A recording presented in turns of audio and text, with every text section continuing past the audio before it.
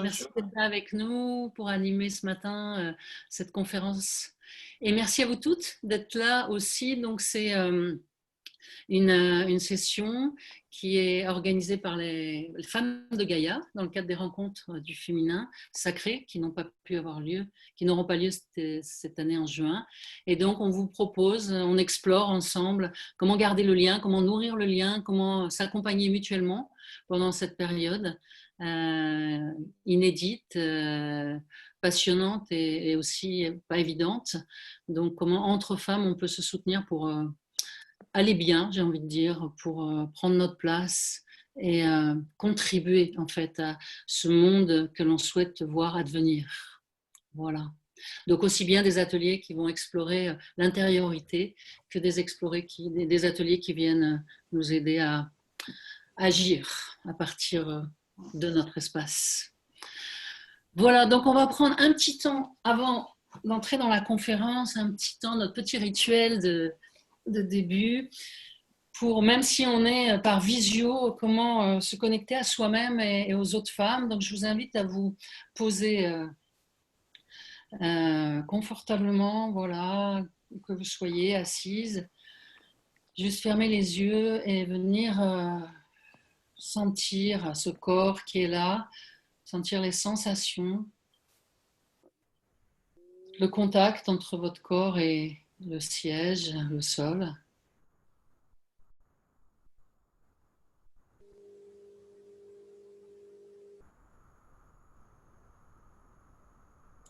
Voilà, juste à l'écoute de votre respiration.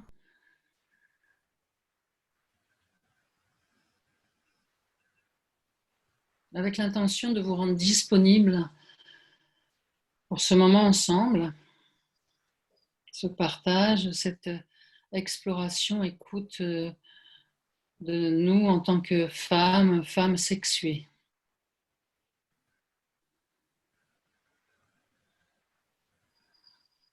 Voilà, faire de l'espace à l'intérieur de soi. Et puis, de cet espace, vous pouvez ouvrir les yeux quand vous le sentez et juste entrer en contact de regard avec ces femmes qui sont là ce matin avec nous.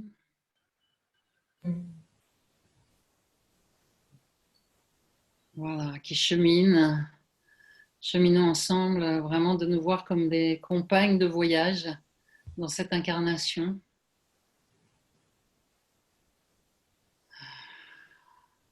Voilà, et puis je vous invite à vous étirer parce que l'écran, ça nous emmène souvent dans un mouvement qui bloque un peu tout. Qui bloque les yeux. Qui bloque là-haut, qui bloque en bas. Donc, voilà, régulièrement, n'hésitez pas à bouger, à vous faire des petites pauses voilà, pour laisser l'énergie circuler et nous laisser recevoir et partager. Voilà, donc bienvenue à cet atelier. Je te passe la parole, Ingrid. Oui. Merci Véronique et toutes ces sacrées nanas, féminins sacrés, de femmes de Gaïa. Merci de cette opportunité pour moi voilà, dans cette posture de Zoom vedette. C'est la première pour moi. J'ai eu envie aussi d'essayer plein de premières, donc le titre est une première pour moi. Hein. J'ai annoncé le titre, c'est dans l'amour d'être une sacrée femme sexuée et sexuelle aujourd'hui. Pour moi, voilà. Pour celles qui ne me connaissent pas, j'exerce l'activité de formatrice en éducation sexuelle, sexologue, accompagnatrice de couple dans la relation, l'amélioration de la relation. Je travaille avec des parents aussi dans l'accompagnement relation parents-enfants. Et puis, bien sûr, j'interviens dans les écoles, conférences, ateliers, stages et consultations à Montpellier et Saint-Afrique. Voilà, rapidement, de toute façon, il y a tout sur mon site. Mon envie ce matin, c'est de profiter de cet espace dédié dans lequel je vous inviterai. On l'a vu avec Véronique. Si vous avez une question, une remarque, de faire un petit chat avec les petites icônes en bas, et vous écrivez comme ça, Véronique le supervise. Et voilà, merci de ton soutien, Véronique, pour faire du relais si voilà, ça peut intervenir, et si je peux répondre dans le cours de la transmission à vos questions, n'hésitez pas. Mais à la fin, on garde un temps, échange, partage, retour. Voilà. La proposition, c'est que pendant voilà, une demi-heure, je vais faire une transmission et puis on partage ensuite. Je contrôle le temps. Voilà, de mon intervention. En tout cas, merci à vous toutes d'être présentes là aujourd'hui.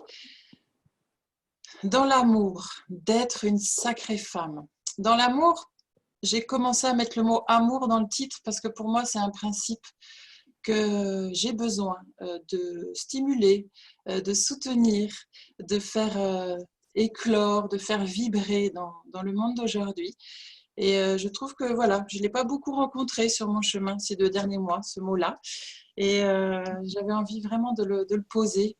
De poser aussi, moi, ce qui se passe pour moi, c'est que je suis sur le chemin, je décide de plus en plus, et avec de plus en plus de conviction, d'être sur le chemin d'être une amoureuse de la vie, une amoureuse bien sûr de ma vie à moi, une amoureuse de moi-même, pour le peu que j'y arrive, et une amoureuse de mon partenaire, une amoureuse de mes choix de vie, de ce que j'ai voilà, de ce que j'ai mis en place autour de moi, mon couple, ma petite famille, mon lieu de vie, mes choix de vie aussi. Et que ce principe fondamental nous anime toutes et tous normalement, et en même temps c'est souvent relié à, bon voilà, chacun va avoir son concept de l'amour, mais moi j'avais envie de l'associer à la notion d'être une sacrée femme et pas être une femme sacrée. Pour moi, la nuance est importante. La notion de femme sacrée, je suis toujours très intimidée avec cette appellation-là. Je vois quelque chose de très cérémoniel, où elle est couronnée, où ça transcende, où il y a de la spiritualité, des choses que, voilà, je suis très émue, je perds un peu pied avec cette appellation-là. Par contre, je me sens très ancrée dans la notion de sacrée femme. Parce que pour moi, derrière ça, il y a la notion de, bah ouais, la sacrée nana, quoi. La sacrée nana qui est campée dans son mariage intérieur. J'ai envie de parler de féminin et de masculin, et ce mariage intérieur en soi, le mariage de nos valeurs fondamentales du masculin et du féminin. Et que le féminin tout seul, pour moi, c'est le féminin dans le féminin. Et le féminin dans le féminin, ça nous amène à l'endroit de, voilà, cette femme qui est dans l'obscurité, hein, parce que le féminin, c'est aussi la notion de la lune, de la nuit, bien sûr, avec tout ce que ça comporte de magique et de mystique. Mais pour moi, le féminin, ça fait tout seul, ça fait résonner tout ce qu'on est depuis 2000 ans, en fait. Et tout ce de quoi on veut sortir, de quoi on veut s'enorgueillir, en fait, pour devenir autre. Et moi, j'aime bien associer. D'aller dans mon féminin masculin pour aller dans notre sexualité. Et c'est là où je vais faire mon lien parce que la sexualité de la femme, pour moi, c'est un endroit où la femme est énormément invitée, bien sûr, à être dans son féminin, pour être dans la réceptivité, dans l'accueil, l'amour, la bienveillance, ne serait-ce que par son corps et son vagin et son sexe qui s'ouvrent.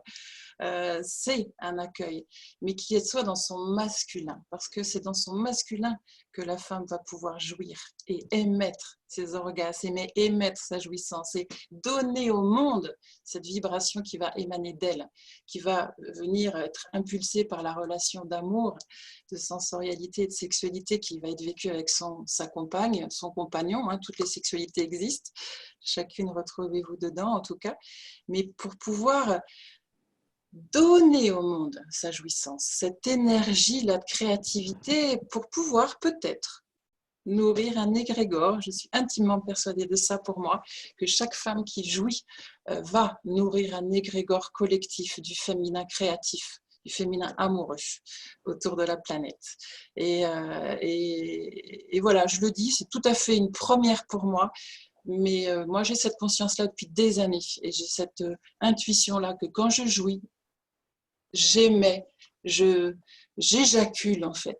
Je mets au monde ma semence d'amour et de vision que j'ai du monde et que j'y contribue. Et quand je le fais avec une grande fusion avec mon partenaire, avec mon chéri adoré depuis 17 ans, et ben voilà, ça transcende encore plus. Et je peux sentir cette histoire de trans qui amène deux êtres à devenir un, mais pour aller nourrir un égrégore. Et moi, plus en plus, mon chemin, il est de témoigner de ça et d'amener, d'accompagner les femmes à oser aller dans cet endroit de son masculin, de sa sexualité et de sa féminité. Ce côté courageuse, avec force, détermination, avec persévérance, parce que pour plein de femmes qui ont difficulté de sentir du désir et de jouir, et ben oui, c'est un chemin d'apprentissage avec soi, et que c'est à apprendre en soi, d'aller dans cette dimension de la dignité, qui est une dimension plus masculine que féminine, même s'il y a une couleur des deux, de chaque côté, chacune, d'oser l'audace d'être érotique, d'être sensuel, d'être sensoriel. Ça ne veut pas dire de faire comme le porno et de faire comme les grands mythes là nous affligent, de nous agrémenter d'oreilles de lapin à paillettes pendant l'acte. Ce n'est pas ça l'idée. L'idée, c'est d'aller dans cette intelligence vive, dans cet endroit d'oser la sensation en soi. Parce que pour être une femme, allez, je vais passer pour être cette femme, cette sacrée nana sexuée, ben ouais, première étape, c'est de connaître son sexe. Alors bien sûr, on connaît tout notre corps, bon déjà, comment être en adéquation, en amour, en grande acceptation, en grande humilité, en grande tolérance avec ses formes, sa peau, sa transformation au fur et à mesure de la vie, avec les cheveux plus ou moins comme on les aime ou comme on les déteste, avec ce corps, cette texture, cette sensation intérieure, extérieure. Et ce sexe, comment on s'invite à aller vraiment l'intégrer comme ses cheveux, comme ses seins, comme ses pieds, comme ses genoux, comme ses mollets, et de pouvoir vraiment avoir une vision, une image de son sexe. Et pour avoir une image, il faut aller le voir. Et j'invite encore et toujours à nous les femmes, et tout au long de notre vie, de temps en temps, pour celles qui le connaissent, d'aller faire un petit coucou de temps en temps, la glace, les jambes écartées, un peu de lumière, et puis se faire un moment rituel. D'inviter les mamans, merci Laetitia de me faire un petit signe, d'inviter les mamans à aider aux petites filles d'aller intégrer ce sexe en elles, parce qu'effectivement, toute notre difficulté, nous, femmes, c'est que depuis petite, on n'a pas de zizi, on ne le voit pas, nous, il ne déborde pas. Et d'aller dans cet endroit où la jeune fille est invitée à aller toucher, sentir, intégrer, associer son sexe à tout le reste de son corps. Mais son sexe, ce n'est pas simplement son pubis, petites lèvres, grandes lèvres, ce que l'on voit, bien sûr. Ça va être l'entrée de son vagin, ça va être son clitoris extérieur, celui qu'on voit, et petit à petit d'aller intégrer ce clitoris intérieur. De plus en plus, maintenant, on a des images de ces planches anatomiques. Merci Odile Buisson, qui, grâce à des IRM, nous a fait un clitoris en 3D. Je vais vous le partager quand même, parce que pour moi, c'est la base fondamentale de être cette femme sexuée, c'est revoir cette anatomie, cette physiologie, ce que l'on peut voir, ce que l'on donne à voir à nos compagnons de relations sexuelles. C'est important de s'offrir en entière à la personne avec qui on va être dans une grande intimité, une ouverture d'un espace, d'une grande sensorialité, d'une envie de quête intérieure pour pouvoir aller dans des dimensions de soi innovantes, inattendues, inexplorées. Parce que c'est ça, chaque rapport sexuel. C'est pas d'être là, pomponné, d'être lifté, d'être complètement stressé parce que votre partenaire va voir de vous, parce qu'il va vous voir effectivement avoir de drôles de visages avec l'orgasme associé. Hein. L'orgasme, c'est pas un visage tout beau, tout limpide, tout détendu. Hein. Un orgasme, c'est une tension musculaire associée à quelque chose de jaillissant en soi. Donc, pour certaines, cette peur-là de se faire voir dans son intimité, d'une grosse grimace corporelle, c'est difficile, alors que c'est l'étape pour pouvoir encore aller plus au-delà de la volupté existentielle. Alors, oui, cette idée de... Mais merci que ce sexe, une partie de notre sexe de femme soit intérieur, parce que ça nous invite vraiment d'aller dans notre intériorité, dans cette sensation de moindre petit frétillement du vagin, d'un endroit du vagin, du col de l'utérus, de l'entrée des petites lèvres, est source d'un éclat fondamental qui fait résonance pour pouvoir exploser de plaisir de tout le corps, et que c'est tout un art, tout un apprentissage et une attention à soi, en soi, pour mieux l'offrir au monde, à l'autre, son partenaire, et pour mieux l'offrir à l'autre.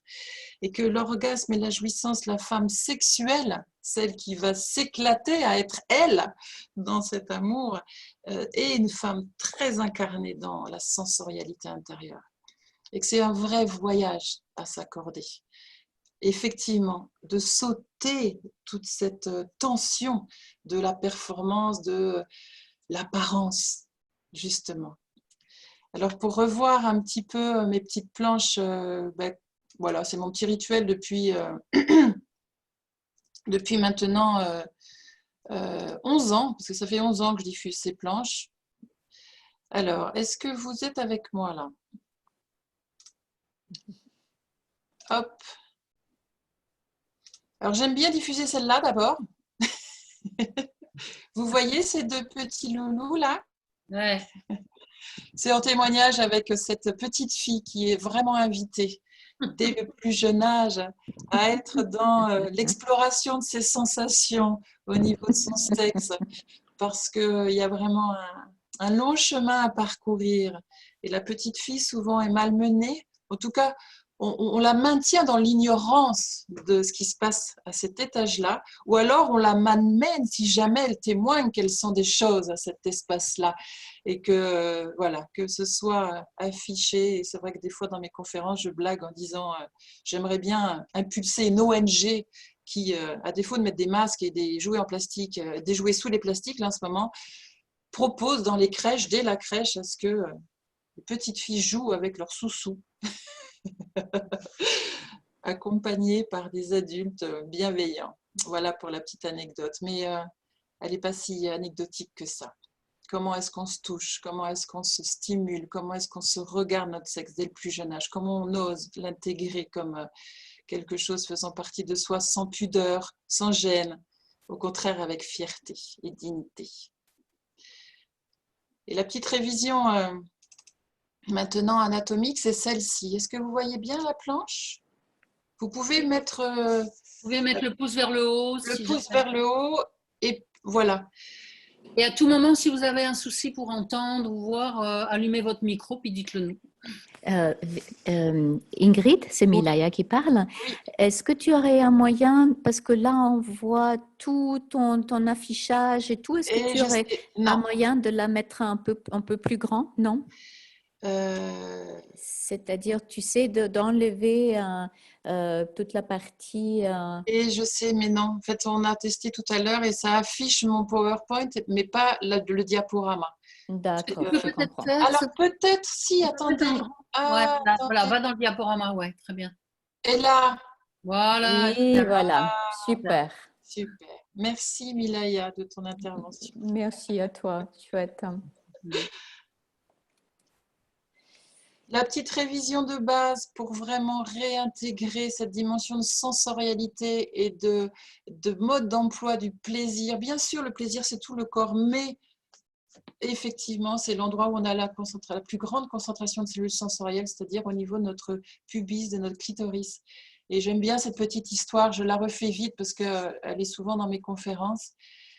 En haut, le premier niveau, là où vous avez ma petite souris, pendant 7 semaines, depuis l'aube de l'humanité, tous les fœtus ont entre les jambes, là c'est la coupe de la queue du tétard, comme je dis, qui va devenir notre colonne vertébrale, mais entre les jambes, nous avons tous cet amas de cellules et de ligaments indifférenciés qui se met en place de manière différenciée qu'à partir de la 7e semaine. Regardez, au bout de 9 semaines, ce que ça donne en image échographique entre un petit futur garçon et future fille. Vous voyez qu'il n'y a pas beaucoup de grandes différences encore sur ce qui se passe entre les jambes.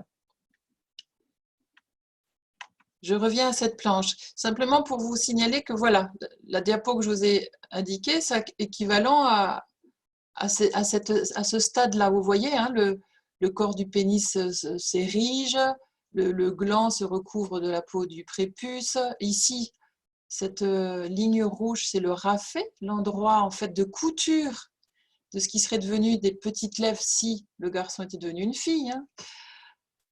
Et les testicules qui descendent. Et pour la femme, c'est les 2 grandes lèvres qui entourent les 2 petites lèvres, qui ouvrent l'ouverture du vagin, l'urètre, et en haut des petites lèvres et des grandes lèvres, le clitoris et le capuchon clitoridien.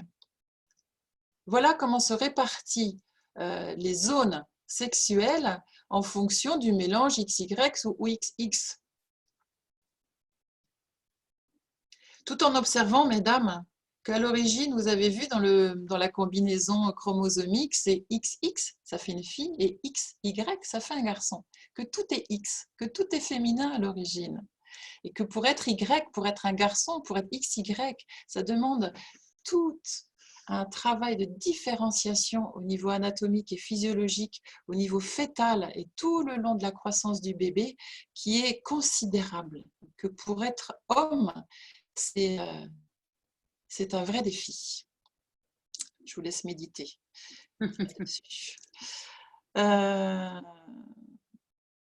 Et qu'est-ce qu'on voit, ce code couleur, mesdames?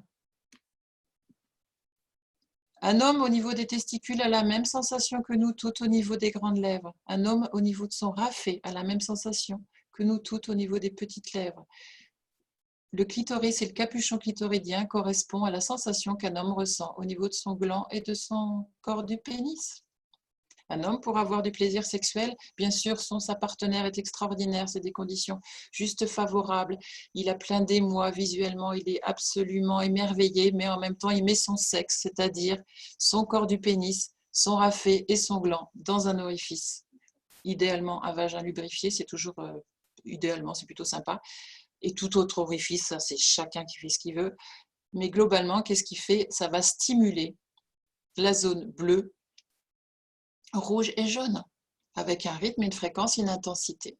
Et avec toutes les émotions et tous les émois et tout le cœur et tout l'esprit qu'il met et qu'il associe, il va atteindre la jouissance et l'orgasme. Pour nous les femmes, c'est la même chose. Bleu, jaune et bien sûr un peu rouge par la pénétration. Le rouge est stimulé. Le bleu et le jaune n'est pas à dénigrer. Mais vous voyez et vous observez que il y a un petit déséquilibre de proportion. Le bleu et le jaune, chez la femme, il y a une partie externe et une partie interne. Voilà le clitoris, votre clitoris, mesdames. Je vais me permettre de vous donner une autre diapo. Je viens de recevoir un moulage. Alors, je ne sais pas pour celles qui ne connaissent pas trop leur clitoris si ça vous parle, mais je trouve que ce moulage est très significatif de comment est notre sexe. Votre sexe, mesdames, c'est ça, c'est pas l'entrée de votre vagin. Votre sexe, c'est tout ce qui est rose là. Donc vous voyez que c'est pas les petites lèvres simplement et les grandes lèvres, ce qui peut être le moulage là. Mais c'est effectivement ce clitoris, ce capuchon clitoridien, ces bulbes là et les hampes du clitoris.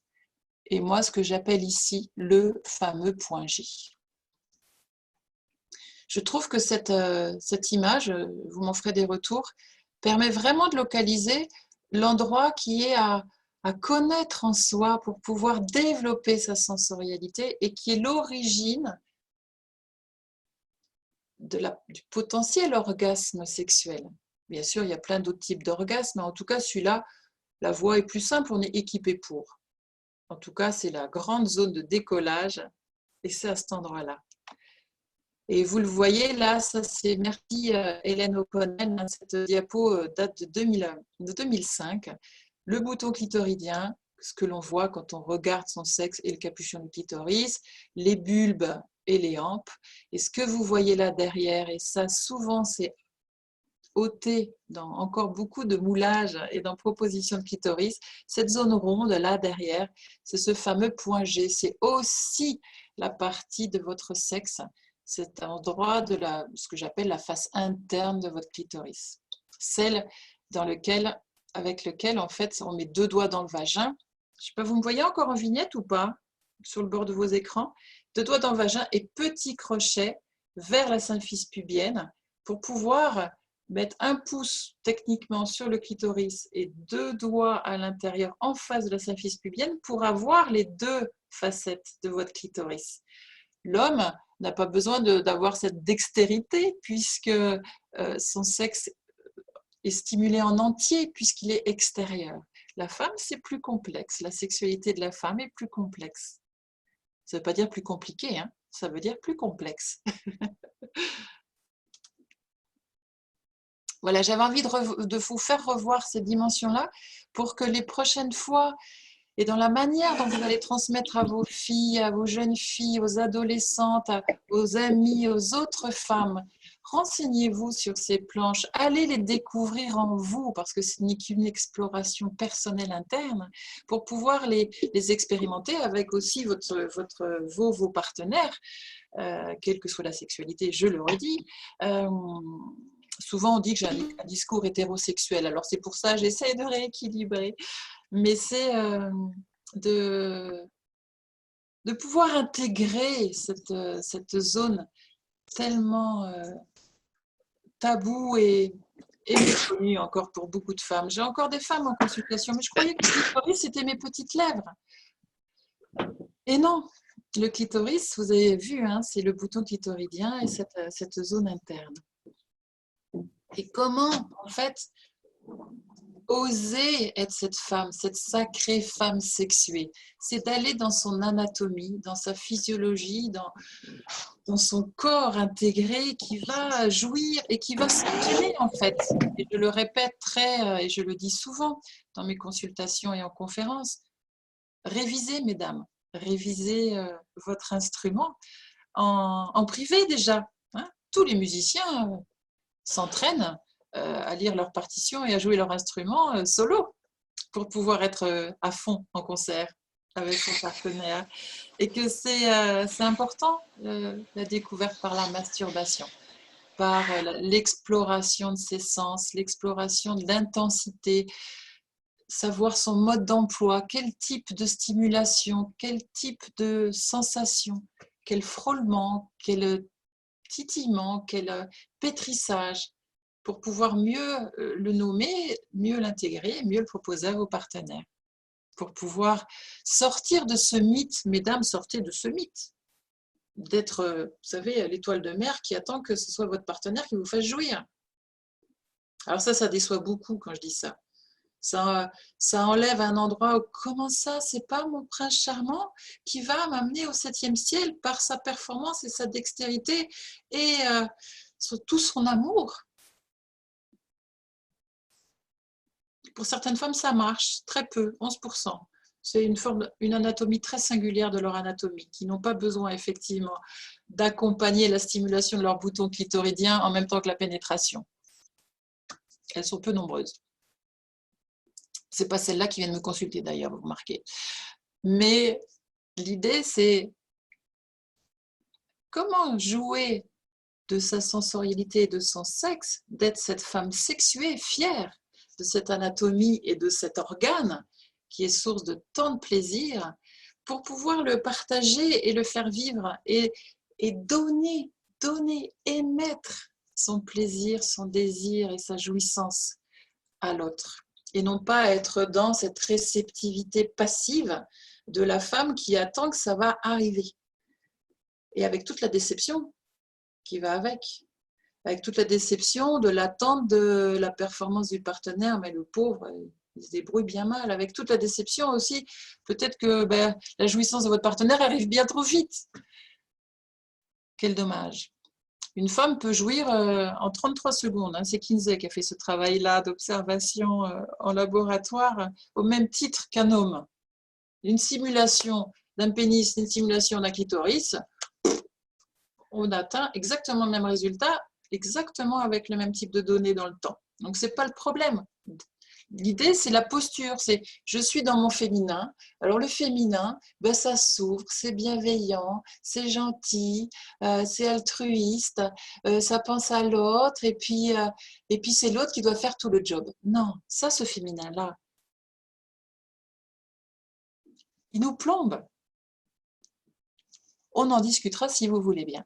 Par contre, ce féminin qui va être dans son masculin et qui va pouvoir s'accaparer sa capacité de jouissance et de plaisir, et de se mettre, d'oser se mettre en scène, d'oser l'audace de jouir et de l'offrir, là on va être dans notre masculin. Et là on va être dans cette femme sexuelle, dans toute sa dimension, qui va pouvoir témoigner que son corps est un Éden, qu'elle permet aussi à son partenaire de vivre l'Éden, et que deux personnes qui vivent l'Éden rentrent en transe, dans toute cette volupté de la jouissance. Et qu'aujourd'hui, on a ça, tout est là. Dommage de pouvoir y mettre des obstacles, dommage de lâcher l'éponge, dommage d'être pétri de tabous, de fausses croyances, et de choses qui nous malmènent et qui nous bloquent. Et en même temps, toutes, on a des choses à traverser par rapport à nos blocages, à nos mémoires, à nos violences, à nos abus, à nos blessures sur cette dimension de notre féminin émissif. Celui qui rend gloire, celui qui nous met dans notre rayonnement, celui qui nous met dans notre femme sacrée. Et là, je suis d'accord de le dire. Et oui, on a tout ce job, toutes. 2000 ans d'histoire, 2000 ans de patriarcat et voire plus. Hein. On a tout ce job de réintégrer cette dimension du rayonnement et de notre puissance de femme. Et la puissance est masculine. Dans cette sexualité intégrée, intégrante, intégrale, qui fait partie de nous toutes femmes. Et que je rêve d'un monde où les femmes sont, oui, campées sur leurs deux jambes, bien ancrées dans leur bassin, dans leur vagin, conscientes de leur sixième sens, ce clitoris qui vibre et qui leur donne une info, une intuition, leur côté animal. Vous savez, la vibration des petits papillons dans le ventre, comme on dit. Cet endroit qui nous dit, là on y va, là on n'y va pas. Souvent, notre intuition, chez les femmes, on la met dans notre cœur, on la met dans notre tête, on la met plus haut. Mettez-la dans votre clitoris.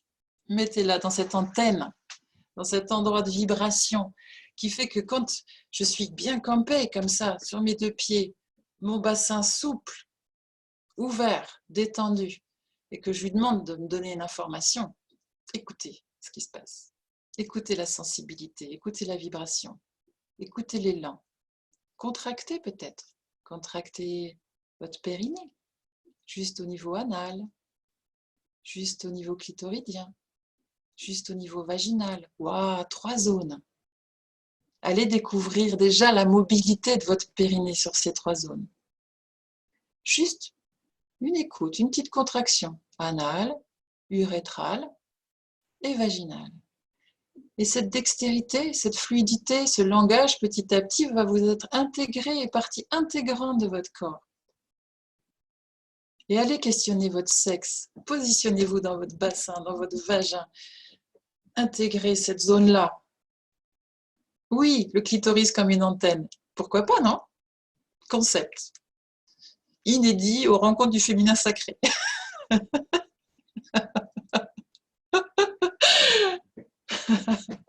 Mais oui, les hommes, ils sont bien dotés d'une super antenne. Pourquoi pas nous? Nous, elle est plus subtile. Voluptueuse, elle est voluptueuse cette antenne, parce qu'en plus, elle permet vraiment d'aller dans ce clitoris interne et toute la vibration de tout ce clitoris fait que dans le corps de notre femme, de nous femmes, il y a une caisse de résonance. Nous sommes une peau du tambour avec une caisse de résonance gigantesque et qui va résonner jusqu'au cœur, jusqu'au mental, notre esprit et notre transcendance. Alors oui, femmes, sacrées nanas toutes là, soyez les femmes debout, intégrées, toutes, vous savez, le kit intégral. On a exploré notre sexualité, on en est fiers. Le chemin est long pour certaines. Ne lâchez jamais. Venez consulter, allez vous faire aider, participez à des stages, des rencontres. Bien sûr, chacune en a ses petites histoires, ses petits blocages, ses fausses croyances. La femme l'autre jour qui disait, mais moi je croyais que c'était juste en frottant mes petites lèvres qu'il allait se passer quelque chose. Une totale méconnaissance de son clitoris. Alors qu'aujourd'hui, quand on se renseigne un minimum, on peut quand même savoir un peu. Et puis tous ces exercices de stimulation du clitoris, interne, externe, venez en consultation, faites des stages. C'est 2-3 jours parfois des stages, hein. C'est des stages que j'anime moi, c'est danser son bassin au féminin. On a dû nous aussi l'annuler, la version d'avril. On remettra ça l'année prochaine. On garde danser notre bassin au féminin 2 qui est en juin pour toutes les femmes qui ont fait le niveau 1, donc ça continue. Et là, c'est vrai qu'avec Delia, on initie les femmes à aller dans l'intégration de leur bassin, de leur clitoris, de leur vagin, dans des danses intégratives, sensibles. C'est ce que j'avais envie de poser aujourd'hui. Voilà, ma contribution. Et voilà, soyez fiers, soyez dignes, et soyez dans ce masculin du féminin, et soyez dans l'offrande. Jouissez et donnons tout ça autour de la planète. Je suis à votre disposition, et puis bien sûr, là maintenant, questions-réponses. Merci Ingrid. Merci. Pour ta vision du monde. Ouais. Oui. Du coup, je crois que je vais ouvrir. Enfin, voilà,